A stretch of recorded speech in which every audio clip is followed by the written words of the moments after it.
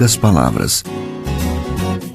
Um olhar sobre o mundo, a vida e a sociedade, à luz da Palavra de Deus, com Augustus Nicodemos. Está entrando no ar mais uma edição do nosso programa Em Poucas Palavras, já na sua 4ª temporada, um programa da Primeira Igreja Presbiteriana de Goiânia, gravado nos estúdios do Seminário Presbiteriano Brasil Central. Eu sou Natsan, apresentador do programa, comigo o nosso comentarista, pastor Augustus Nicodemos. Natsan, o programa de hoje é um programa que trata de um assunto extremamente delicado, não é verdade? Com certeza, algo que está incomodando e pode ser que muitas de nossas ouvintes devem estar enfrentando algum desses problemas. A minha saudação a todas vocês, queridos ouvintes do nosso programa. Fique atenta porque o programa de hoje trata de um assunto da maior importância. A nossa oração é que você não precise das respostas que nós vamos dar aqui. De qualquer forma, preste atenção, ouça em oração e peça a Deus graça e misericórdia com relação a esse assunto tão importante que tem a ver com casamento e separação. Exato.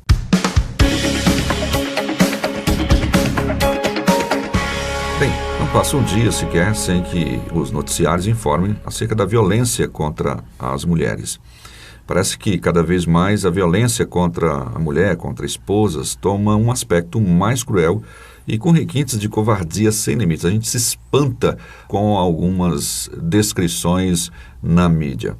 Há, no entanto, infelizmente, mulheres que sofrem caladas com medo de serem mais reprimidas ainda pelos seus companheiros. Quando eu digo sofrem caladas, porque a mídia divulga aqueles casos que são conhecidos. Há muitas mulheres que sofrem caladas com medo de serem reprimidas ainda mais e que os seus companheiros cumpram as ameaças que lhes fazem.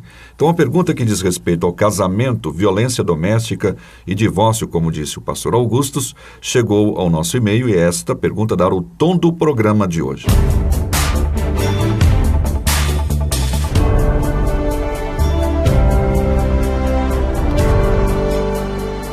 Pastor Augustus, Thomas Jefferson, não é o presidente americano na história não, viu? Mas ele pergunta, não sei nem se esse é o nome dele, mas deve ser, né? Às vezes alguns colocam alguns... Especialmente com assuntos assim delicados, exato, a pessoa quer evitar ser reconhecido. Ele diz, pastor Augustus Nicodemos, a esposa que é agredida constantemente pelo marido, seja ele crente ou não havendo adultério, ela pode pedir divórcio? E ainda a Bíblia não destaca este aspecto como motivo para o divórcio, apenas a questão do abandono e do adultério. Então, como é que fica essa questão da violência doméstica? Pensando se uma mulher que é agredida, não é, fisicamente, se ela pode pedir divórcio e casar uma segunda vez. Eu creio que é isso que ele está perguntando. Ele está pensando aqui, acredita assim, ele é crente ou ela é crente, né, e não quer ir contra aquilo que a Bíblia diz. Né? Isso. Vamos começar lembrando o que é o casamento. O casamento é uma instituição divina, ela não é criação da sociedade ou de uma convenção humana, mas foi estabelecido por Deus na criação, quando criou um homem e uma mulher, os abençoou e disse, sede frutíferos, multiplicai, enchei a terra e dominai sobre ela. A partir daí, então, o casamento, ele é o padrão de Deus para a raça humana, havendo exceções, não é? Há pessoas que têm o dom do celibato e são mais felizes vivendo sua vida como solteiros, né, sem casar, e uma vida pura, né, diante de Deus, sem viver na promiscuidade, é claro. Mas o casamento é uma instituição divina, tem o aval de Deus, o selo de Deus, e o plano de Deus desde o início é que essa união ela fosse perpétua, né? Até que a morte os separe de fato. Deus determinou os papéis do homem e da mulher. Ao homem caberia a liderança, a proteção, a provisão, e à mulher o companheirismo, a ajuda, não é? A solidariedade e a participação na constituição da família e na criação dos filhos junto com seu marido.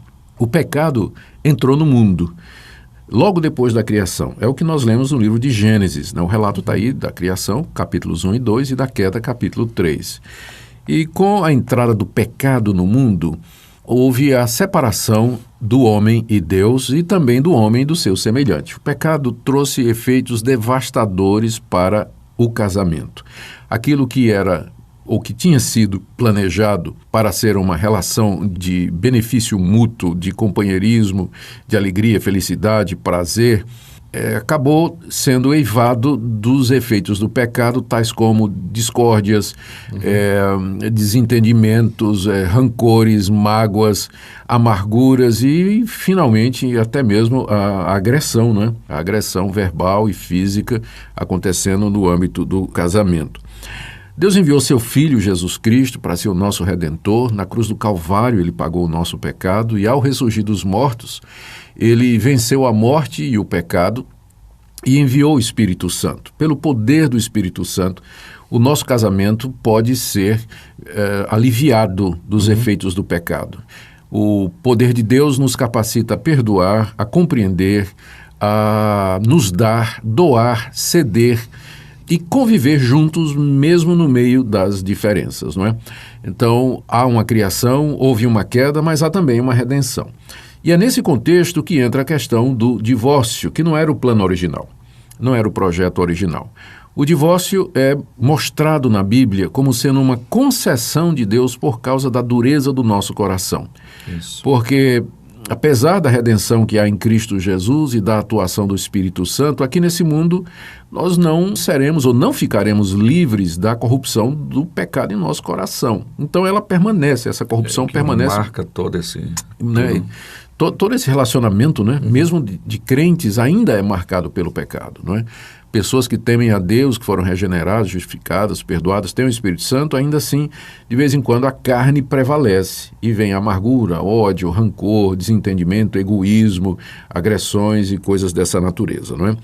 Então, diante dessa realidade da queda humana, ainda que em casos de casais crentes, a palavra de Deus permite o divórcio por causa da dureza do coração. E como o nosso ouvinte aí corretamente identificou, essa permissão acontece em duas situações. Em primeira, no caso de adultério, como Jesus Cristo nos ensina lá em Mateus 18, não é? Quando ele fala de relações sexuais ilícitas, não havendo relações sexuais ilícitas, se você se separar e casar de novo, você comete adultério.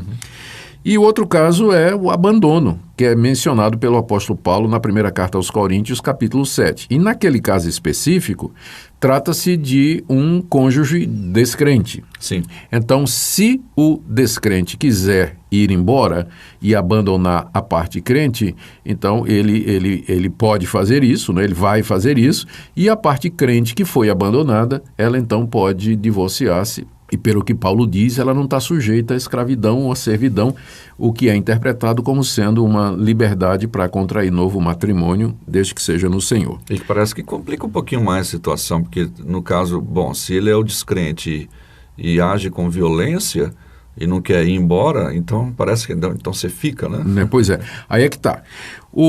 Muitos pastores e estudiosos, né, da situação, eles admitem que a violência doméstica ela pode ser qualificada dentro dessa categoria de abandono. Aliás, como o pior tipo de abandono, que é o de corpo presente, né? A pessoa abandonou, só que fica ali espancando a pessoa abandonada, não é? Ou seja, a separação, né, a ruptura, ela já aconteceu da parte do espancador, não é? Uma vez que não está mais considerando aquela pessoa amada, né? Não é? Já rompeu o laço. E o espancamento é simplesmente a expressão daquele abandono que já aconteceu.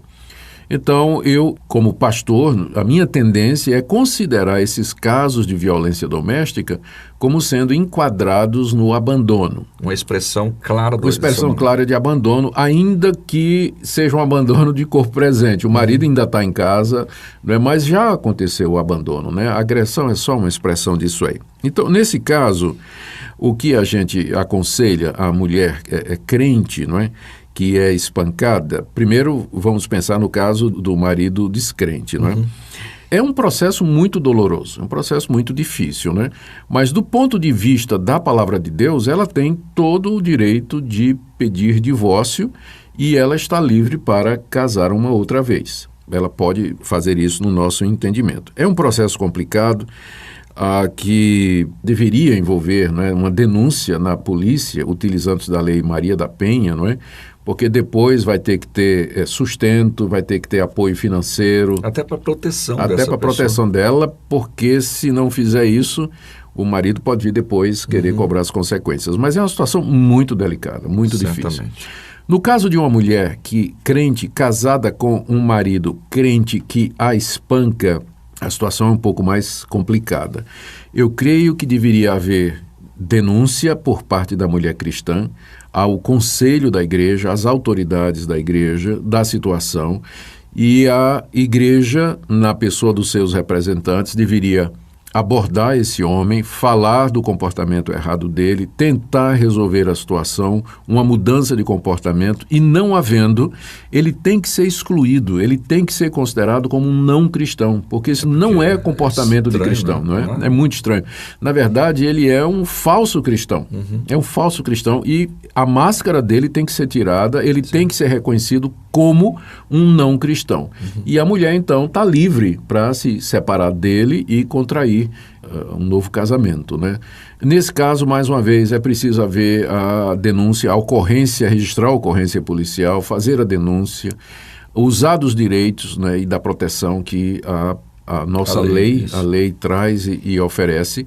E as igrejas deveriam ajudar mulheres nessa situação, esposas nessa situação, com grupo de apoio, grupo de suporte, até que ela possa recomeçar a sua vida, né? Até que o senhor falou agora, me veio à mente, é uma frente de trabalho, inclusive, que a igreja pode desempenhar na sociedade, né? De oferecer esse grupo de apoio a mulheres nesse sentido. Há uma dificuldade que eu tenho que reconhecer. Vamos imaginar, eu não tenho na minha igreja esse grupo, mas vamos imaginar que eu crie um grupo de apoio para mulheres que sofrem violência doméstica. Sabe quantas virão se inscrever? Nenhuma. Por causa da exposição, né? Por causa da exposição, não é? Então, é um trabalho que tem que ser feito com muita cautela para não expor a mulher, para não expor os filhos, não é isso? É isso. Então, precisa de muita sabedoria aí por parte da liderança das igrejas para cuidar desse assunto, mas que é necessário apoio para as esposas que sofrem com isso, é necessário. Do ponto de vista da palavra de Deus, meu entendimento é que esses casos de violência e de agressão se enquadram em 1 Coríntios 7. Trata-se de abandono, portanto, permite divórcio e novo casamento. Um violento abandono, inclusive. Isso.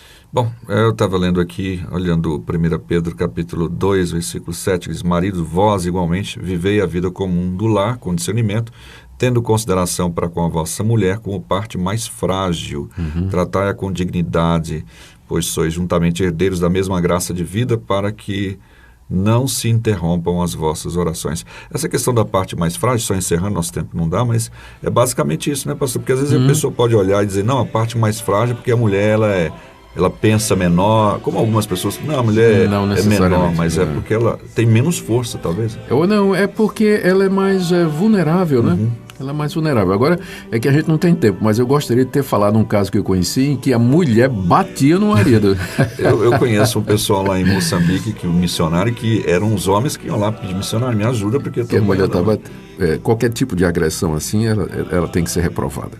Tá bem. Bom, então tá aí o nosso programa para você, pastor. A minha palavra para você, querida ouvinte, é que Deus a abençoe, ajude, dê forças e graça para você viver o seu casamento com alegria e sabedoria em casos difíceis como esse que nós tratamos no programa de hoje. Um grande abraço e até o próximo programa. Só o brilho dos teus olhos é capaz de devolver a esperança já perdida, a vontade de viver. Só teu braço tão amigo é capaz de me envolver no calor do teu abrigo, onde posso me esconder. Em poucas palavras, um olhar sobre o mundo, a vida e a sociedade, à luz da Palavra de Deus.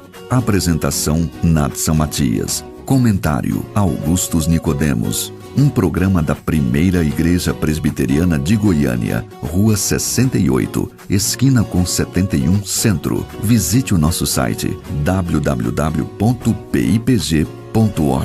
Apoio, Seminário Presbiteriano Brasil Central, Goiânia.